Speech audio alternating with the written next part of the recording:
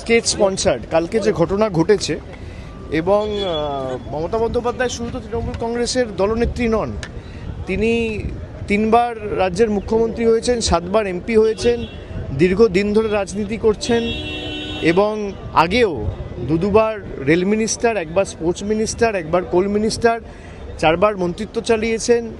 এত দিন ধরে তার রাজনৈতিক কেরিয়ার এবং তিনি জনপ্রতিনিধি, 15 বছরের চিফ মিনিস্টার, মানে উদ্দেশ্য প্রণোদিতভাবে পুরোটা পূর্ব পরিকল্পিতভাবে যেভাবে বিজেপির গুন্ডারা আর যাদেরকে মানে ফুটেজে দেখা গেছে তারা তো কেউ পৃথক কোনো সাপোর্টার বা কর্মী নয়, তাদেরকে এমএলএর সাথে দেখা গেছে, তাদেরকে বিজেপির প্রার্থীর প্রচারে দেখা গেছে, বিজেপির বড় বড় সব নেতাদের সাথে তাদের ছবি রয়েছে, আমার কাছে ছবি আছে, আমি দেখাতে পারি আপনাদের।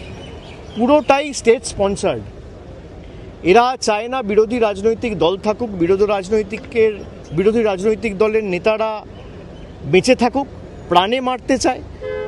গতকালের যে ঘটনা এটা আবার প্রমাণ করছে। আপনারা দেখেছেন, আমি যেদিনকে এয়ারপোর্টে গেছিলাম, এখানে স্পিকারের সাথে দেখা করতে এসেছিলাম, সেদিনকে রাত্রে কলকাতায় ফিরে যাওয়ার সময়, খুব সম্ভবত 19শে জুন, এয়ারপোর্টে বন্দুক হাতে দেখা গেছে বিজেপির এক দুষ্কৃতীকে।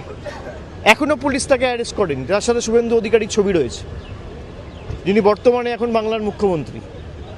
যিনি বন্দুক হাতে এয়ারপোর্ট গেছিলেন তাকে পুলিশ এখনও পর্যন্ত গ্রেফতার করেনি, তার কারণ তাকে মদত দিয়েছে বাংলার মুখ্যমন্ত্রী শুভেন্দু অধিকারী। গতকালের যে ঘটনা ঘটেছে পুরোপুরি স্টেট স্পন্সার্ড এবং রাজ্য সরকারের সম্পূর্ণ মদত এই ঘটনার পিছনে না থাকলে কারো সাহস হয় না। যে ফুটেজগুলো গাড়ি থেকে রেকর্ড করা হয়েছে, পিছনে যেভাবে মানে এলো পাথারি, ইট, পাটকেল, কাদা এসব ছোড়া হয়েছে, এরা চায় না কোনো রাজনৈতিক দল কোনো কর্মসূচি করুক। আমাদের কোনো মিটিংয়ের পারমিশন দিচ্ছে না। কেন এত ভীত সন্ত্রস্ত কেন তৃণমূলকে নিয়ে? এত ভয় কিসের? দল ভাঙানির খেলা করেছেন, তৃণমূল কংগ্রেসের এমপিদের ভাঙিয়েছেন, এমএলএদের ভাঙিয়েছেন, আর এখন যারা বিরোধী দলের তকমা পেয়েছে তারা তো আমি দেখলাম না গত 2 মাসেও তকমা পাওয়ার পরেও বিজেপির কোনো রাজনৈতিক নেতার বিরুদ্ধে কোনো একটা সাংবাদিক বৈঠক করে আক্রমণ করে দুটো ন্যায্য প্রশ্ন বা দাবি, মানুষের দাবি নিয়ে সরব হতে। তারা আক্রমণ করছে তৃণমূল কংগ্রেসকে, তারা আক্রমণ করছে মমতা বন্দ্যোপাধ্যায়কে, তারা আক্রমণ করছে আমাকে, তারা আক্রমণ করছে এখনও যারা তৃণমূল কংগ্রেসকে ভালোবেসে দলটা করছে তাদের। এই বিজেপি আর বিজেপির বি টিম মিলে বাংলাটাকে শেষ করেছে। আমার বিশ্বাস যে বাংলার মানুষ 3 মাসে এরা যা দেখিয়েছে, বাংলার মানুষ এদের ক্ষমা করবে না। অন্নপূর্ণার ভাণ্ডার নিয়ে প্রতিশ্রুতি দেওয়া সরকার ক্ষমতায় আসার পর অন্নপূর্ণা ভাণ্ডারের পর বুলডোজার চালিয়েছে। চারিদিকে ভয়, সন্ত্রাস, ভেঙে দাও, গুড়িয়ে দাও, জ্বালিয়ে দাও, কাটিয়ে দাও, গুড়িয়ে দাও, এই রাজনীতি, ভয়ের রাজনীতি। তারা বলেছিল ভয় আউট, ভরসা ইন। আজকে বাংলার মানুষ দেখছে 3 মাসের যে সরকার, ভরসা আউট, ভয় ইন।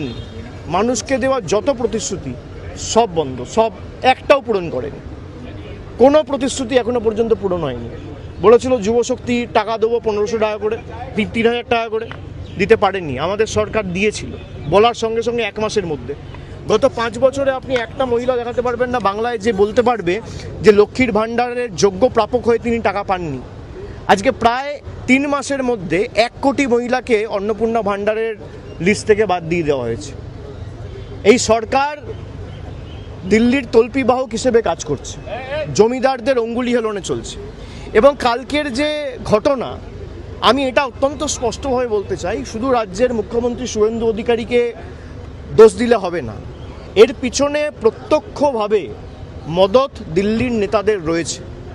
দেশের প্রধানমন্ত্রী, দেশের স্বরাষ্ট্রমন্ত্রী, দিল্লির সর্বোচ্চ নেতৃত্ব ইন্ধন এবং মদত না থাকলে এদের সাহস হবে না এই ঘটনা ঘটানোর। পুরোপুরি মদত দিয়েছে দেশের প্রধানমন্ত্রী, স্বরাষ্ট্রমন্ত্রী এবং বাংলার মুখ্যমন্ত্রী শুভেন্দু অধিকারী। এটা এক্সিকিউট করেছে। তিনি তো কৃতদাস, তাকে যা বলছে তিনি তাই করছেন।